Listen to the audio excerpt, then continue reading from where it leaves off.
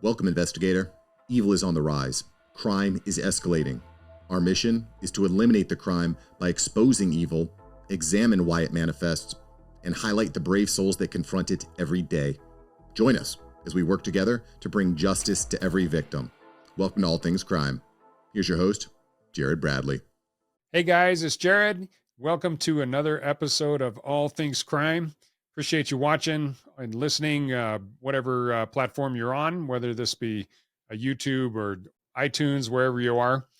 For this episode, I encourage you guys to either switch over to Rumble or YouTube, because we're going to be showing a lot of video of, and not necessarily, I don't have a guest on this episode. I'm going to be showing you a lot of footage that we took when we went down to Panama a few years ago and went out to the Darien Gap. And our goal was to take a group, specifically two congressmen, Congressmen Owens and Tom Tiffany from Wisconsin, and take them down there to the Darien Gap. They had seen how the influx of immigrants that was coming across the border, but they wanted to kind of see where it originated and kind of where the funnel was starting. And that, of course, is Panama and the Darien Gap. And that's how all the folks from South America but now from all over the world come through. And it's a really dangerous stretch of jungle. It's about 120 miles, 60 miles as the crow flies. But if you're hiking it, it's about 120 miles going up and down mountains, crossing streams. It's just a really, really dangerous section of jungle.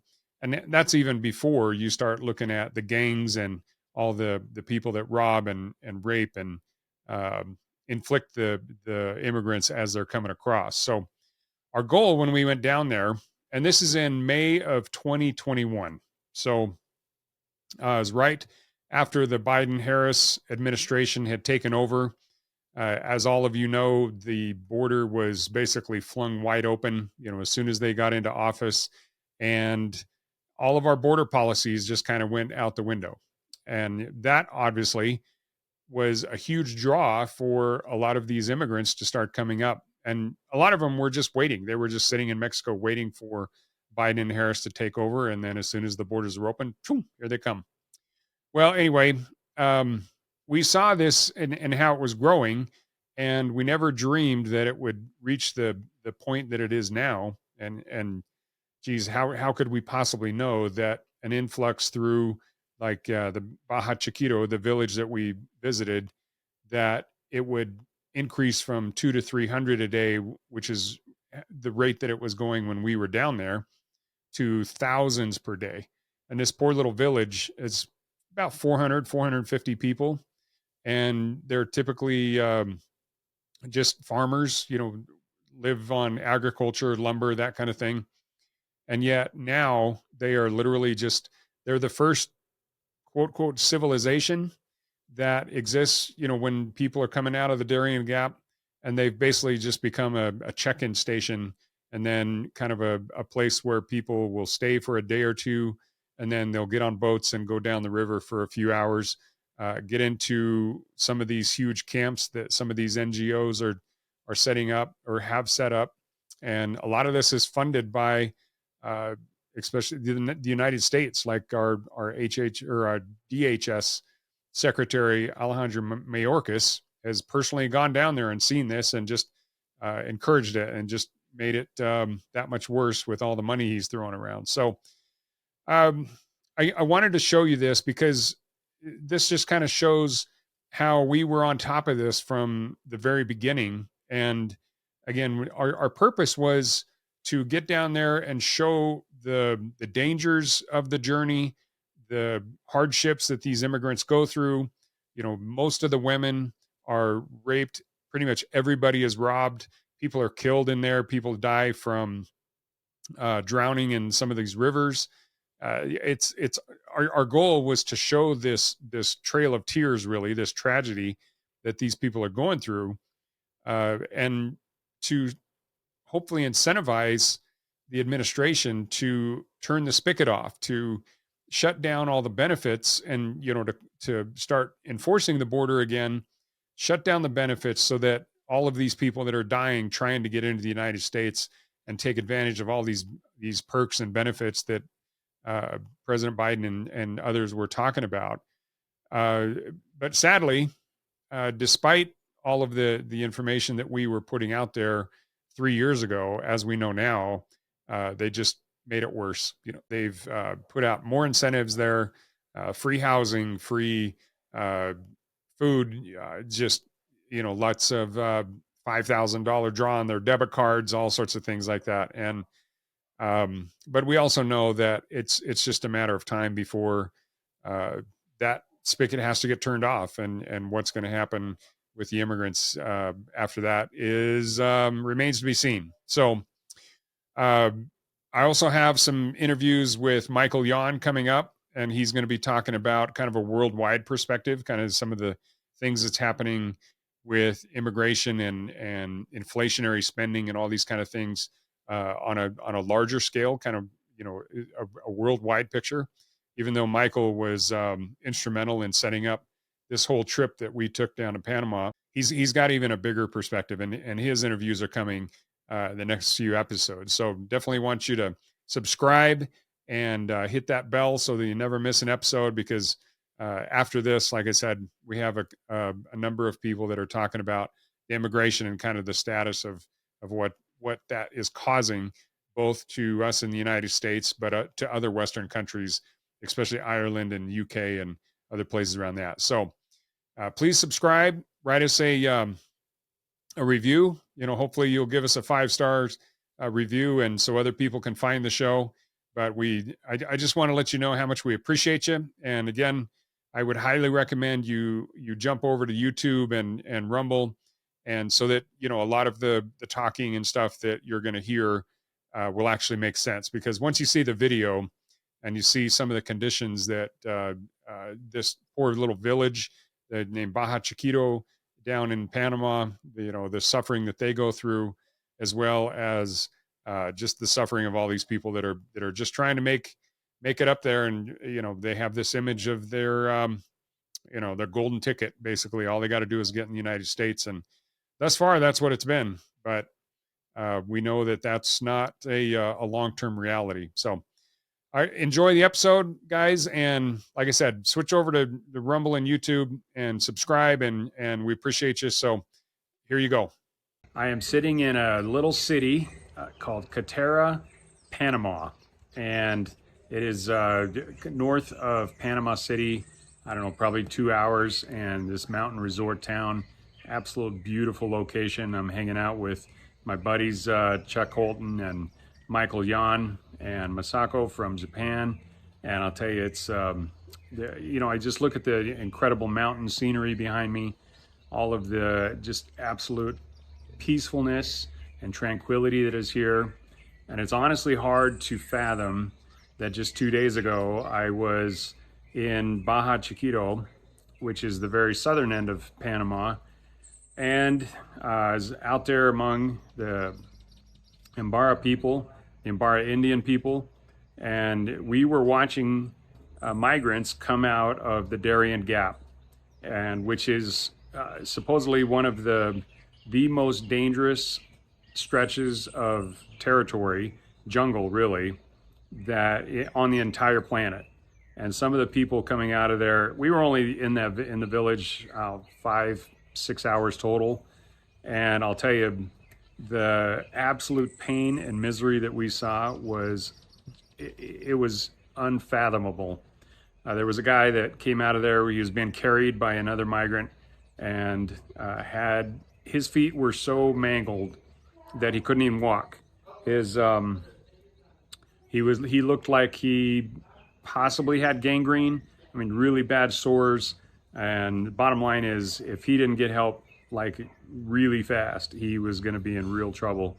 And, you know, one of the members of our group that went in there basically said, you know, what a tragedy to travel all that way just to lose his feet when he's trying to reach whatever location, most likely the United States, trying to reach the United States because of this supposed dream that they have, the lie that's been told to them that if all they have to do is reach the United States, and they'll be good. They'll be taken care of the rest of their lives. Everything will be free. Everything will be provided to them. They'll have everything from cell phones to internet service, free schooling. They believe that that's their dream, and that's what they've been told is the reality, and that's the only thing that is going to pull them that far and that hard to make this journey. And between the just staggering human tragedy that these migrants are going through, every single village that all these migrants are flooding into, and Bajo Chiquito, I saw it with my own eyes. It is an absolute, it's an unbelievable. I mean, the village itself is only just under 500 people, and yet they said at one junction they had over 1,000 migrants there. And so these people have been completely overwhelmed. Their village, it used to have, they used to harvest lumber. They used to have agriculture, certain crops that they would be able to sell. And they haven't been able to do any of that. Every single resource that this tiny little village has, and they don't even have actual electricity. Everything that's provided as far as power is by a generator. They don't have any running water. And so these migrants are flooding into this, and they've just gone through the most hellish experience that they've ever seen. Many of them. Like one particular party that we were talking to was a party of about 50, and 40 of them were swept away by rivers. And so 4 out of 5 people died or hadn't made it that far. So that is a staggering number of just human tragedy that I don't think most of us really comprehend. And so again, here I am sitting in this tranquil setting talking about this, but the world needs to know. And there are far too many people that don't know, or if they do know, they're not talking about it because of some other agenda. And I'll tell you, that's even worse. And this, one thing or another, this has to stop. And I think the biggest reason that they're being pulled in this direction is because of this lie. They're being prompted, and of course all the smugglers, they want it because they make billions of dollars on migrants that are being pulled through here. Everybody has their cut. There's smugglers that send these migrants in certain directions. Some of them are sending people on their way and then racing ahead and actually robbing them once they're into the forest. And once they're, there's migrants that we've met that said that every woman that was on the trek in the group that they were in was raped. And the only reason that this woman's 16-year-old daughter wasn't raped was because she had a gold necklace that she gave to the smugglers that to prevent them from raping her 16-year-old daughter. So just incredible stuff. And All Things Crime is focused on law enforcement, but there's a lot of ties behind migration and border crossings and law enforcement in general, and just chaos. And I think this whole migrant chain, one of the primary reasons that I decided to come down here to Panama and to experience this myself was, it was multiple fold, but one of the biggest ones that I've taken out of this is how closely tied everything that's going on with law enforcement is tied to other factions, other areas of, ultimate security, and the areas of the United States that are also suffering because of different policies and different actions taken by people that have no repercussions. They're not living by the policies that they are setting forward. And I think that is part of the biggest problem. Thomas Sowell actually said, the most dangerous thing that we can do, and I'm paraphrasing here, but the most dangerous thing that can happen is for the people making the decisions to not have any consequences of those decisions. And I think we're seeing that play out in lots of different areas, and especially law enforcement, where you're seeing policies where the police are being defunded, The police are being told to stand down. The police are told to not arrest certain people, like rioters, for example. And that has a massive toll, not only on, financially, because buildings are being burned and things like that, but there's a toll as well on just even the morale of our law enforcement officers. The ties that America has with countries like Panama, because they know, and Panamanians love the United States. They love the freedoms that we stand for. They love the way that America gives to other countries. They love just everything that America stands for and the freedoms that we stand for. And they know that if America falls, they all fall. And so they are fighting socialism and communism and anarchy and groups like Antifa that want chaos. They are fighting that just as much as we are. And they are absolutely pulling for the United States. And as every veteran I know and every law enforcement that I know, we all want the same thing. We want a secure country. We want secure cities and communities. And but it all starts here. It all starts with understanding what it is, what causes people to break the law, what causes people to want to travel thousands of miles to literally break the laws of the United States in order to get into that country. It's not reality, what's causing them to do that. It's immoral. So I'm just wanted to make a quick note and send this out to everybody and let you know kind of what's been going on with us. We took some serious VIPs. Word's getting out. There's 2 congressmen that went with us, absolute heroes in my book, that these 2 congressmen were willing to take personal time and make a personal trip in order to come down and see this for themselves, because the line that they're being fed, especially by others in Washington, D.C., is not what they saw. And, we have a ton of footage that's going out. There's a ton of stories that's going out.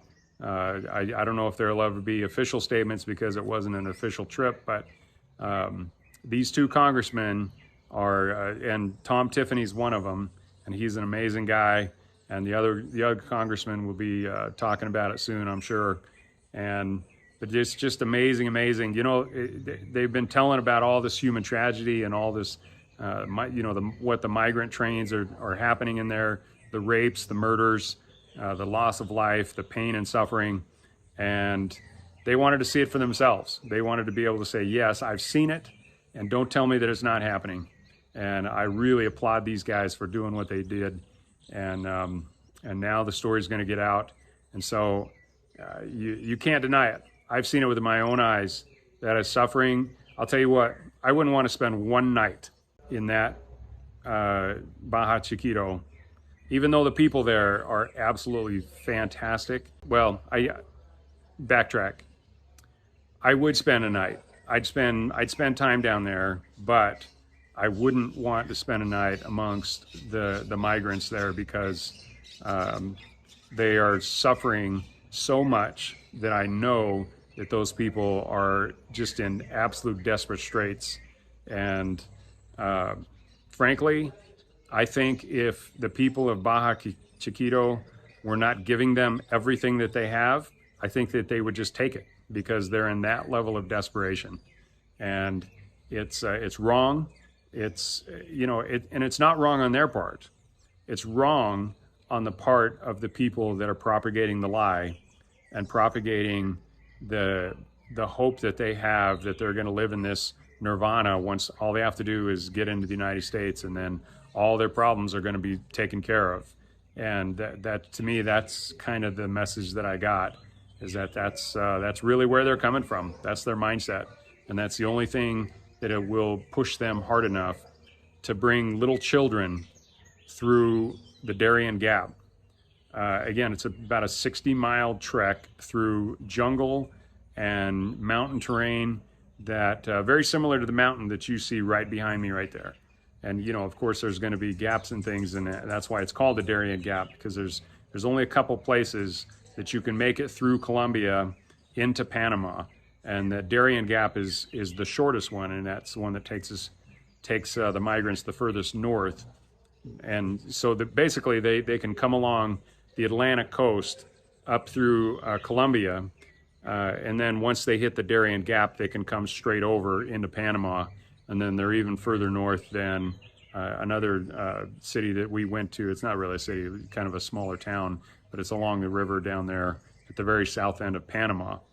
And just incredible. But you know, the rain that I've seen here, the rivers that are basically at flood stage at this time of year, a lot of them are literally, they can't swim. You know, there's migrants from Somalia and other places like that where there's not a real cause to learn how to swim. But these people are so desperate, they're stuck on and if it's a real major rainstorm, they might be stuck on the side of the river, sleeping in these torrential downpours on the ground, no coverage. There's snakes, there's all sorts of insects, so they're getting bit. They're getting, bit by snakes. Some of them are dying by snake bites. Some of them are dying just, they're trying to cross these rivers and getting swept away. There's parents that are carrying these children. They're expending every last ounce of energy that they possibly have to get their children into Bajo, Chiquito, and what's really incredible is that when they're on the Colombia side, they're not told how difficult this is. They're just said, yeah, just go on, hit this trail, and you'll walk for a few days, and you'll be there. And yet, once they actually enter the Darien Gap, then they're being robbed, they're being raped, some of them are being murdered, they're being bit by snakes and bugs. Some of these people are walking with boots that you'd see farm workers using, to prevent, like thigh-high or knee-high boots, but they're just plastic boots, and they're not made for hiking. They're not made for long-term walking. They're just waterproof boots. But the problem is, if they don't understand how to take care of their feet, which this guy that we saw coming out of it was being carried by another migrant obviously didn't, because it looked like he had not taken off his shoes and aired his feet out. He obviously didn't have any foot powder, didn't have any change of socks, because his feet literally looked like they were about to fall off.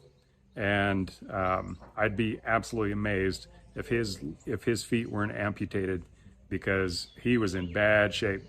And he's a long ways away from any decent hospital. So it'll be really interesting to see, and probably never actually see it, let alone hear about it. But yeah, I'm sure a lot of migrants, at least he's still alive for the time being. But the number of people that are dying along the way, they said there's bodies all through that Darien jungle, that Darien Gap, and it doesn't surprise me at all. The little children that I met at Bajo Chiquito, they're just jovial, happy, wonderful kids, and yet they see bodies floating down the river that they use for transportation, they use for logistics, they use for bathing, they use for drinking. They see dead bodies floating in that periodically, and especially when there's heavy rains. And anyway, I could go on and on, guys. I'll tell you what, All Things Crime is focused on the investigative process, but it's also focused on the cause of crime and why these things happen, along with some of these individual cases. And I'll tell you, after what I saw down here in Panama, we're going to start connecting dots along the way, and I think it's going to be an interesting journey. So I hope you'll take it with me.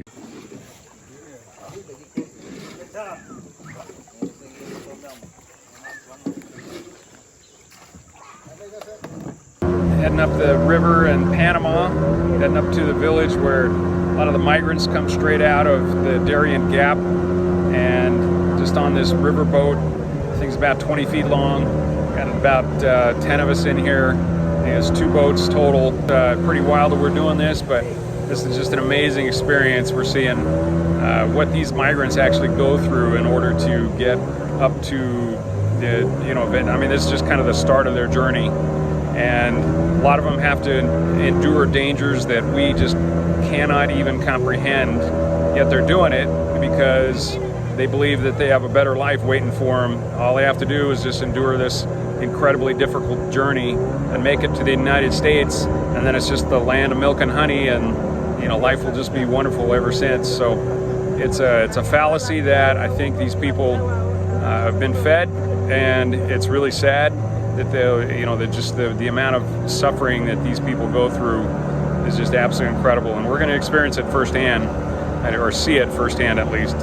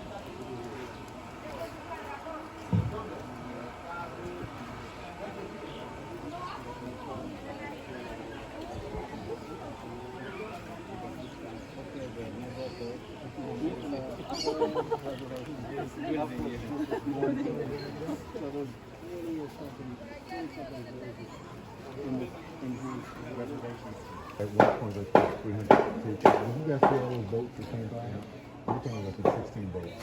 And they came in yesterday. And they came in the boat. I think it was $25 per. If you don't have the money, you have to stay here.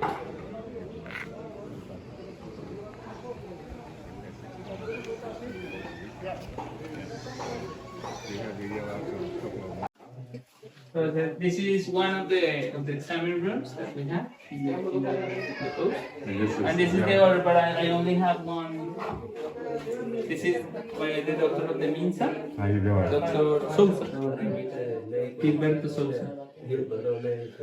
Yeah, this is what we have. This is, I think that this is. Any funds from this, any funding at all from the United Nations? No. All our funding is independent.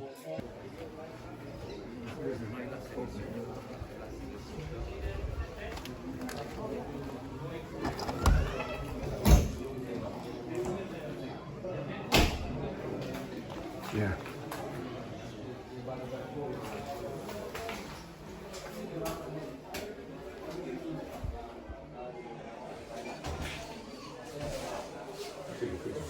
He's saying this was $1 million? $1 million.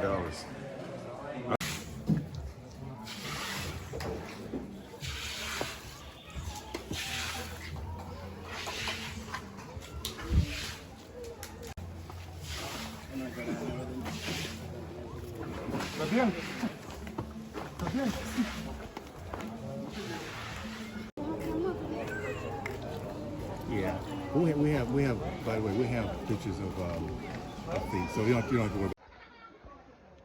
Much need. Look, we have a lot of need. We are without light. Look, immigrants are coming. We are in darkness forever. Look how they are without light.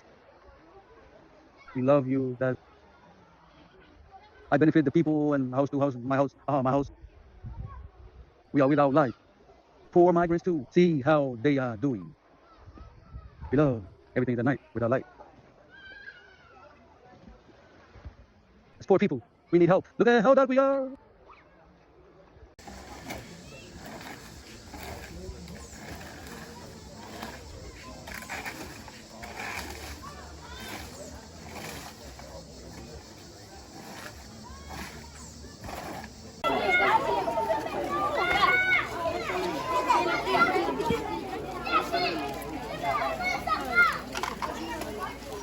¿Cómo se llama ella? Eso, ¿cómo se llama?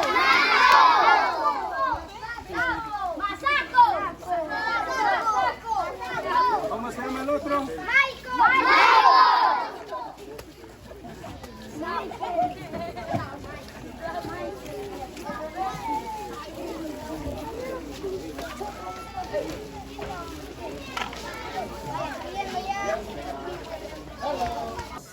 So I am up here on what's called Cell Phone Hill.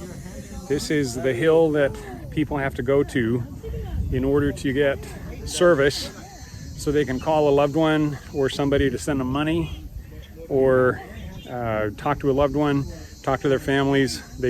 I mean, we are literally, I don't know, just right down the hill, right down there is where the Darien Gap comes into Bajo, Chiquito, and it's just absolutely incredible. You know, everybody has to make this trek up here to try to get cell phone service to talk to their families and or whoever arranged for them to be here. So it's amazing, and I'll tell you what, it's a hike too. It's hotter than blazes out here, and bugs are unreal. And yeah, we have gained some experience and understanding of suffering that I don't think very many Americans can even come close to comprehending. You know, and in fact, any first world country really has no idea. An amazing amount of pain and suffering here, and you know, the world needs to step up and help.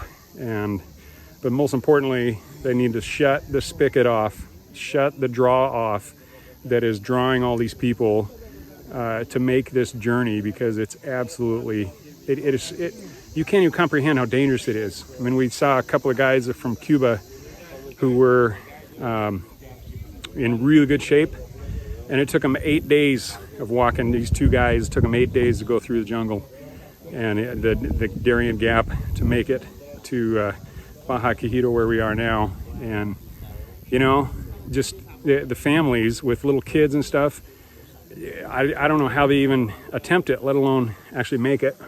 Okay, well, the end of a long day. Start off at 5:30 this morning, and here it is, almost a little bit after 5 now. Had a chance to go downriver in the Darien Gap, and it was remarkable insight in terms of not only good people, the people of this Indian village, very poor, very proud, very respectful young kids that they have there, but they're being overwhelmed by, I'm going to call it invasion. That's what they call it. Yeah, they're doing their best to help these folks coming through that are wounded, in trouble. We helped a man today had gangrene. It's a really remarkably rough and dangerous trip they're taking. And as they come through to this village, they've had to change the way they perceive their lives. At one point, their village was based on lumber and hay. Now it's just trying to keep up with this mass invasion of people coming through, and trying to help them, feed them, get support from the government here. No running water.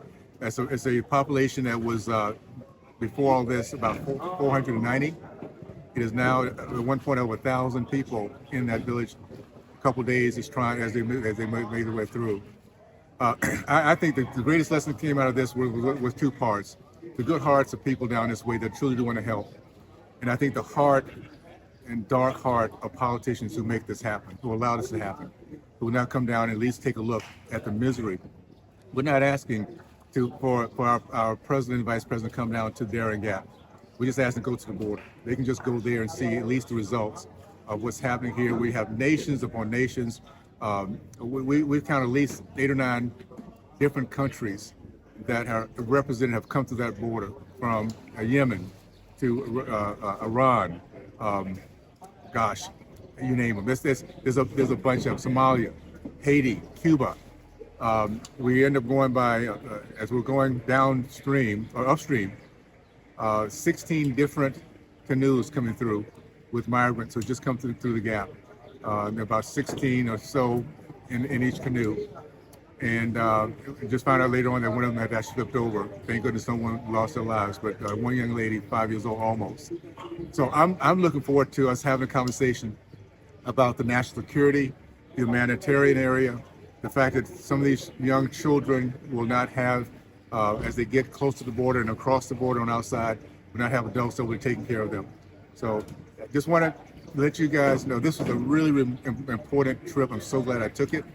I'm looking forward to getting more of the data so we can really talk about what's happening here and the misery that, and I'll call it the trail of tears that is happening because of this idea that we just walk up to the United States and come into the United States and live the American dream. It doesn't work that way.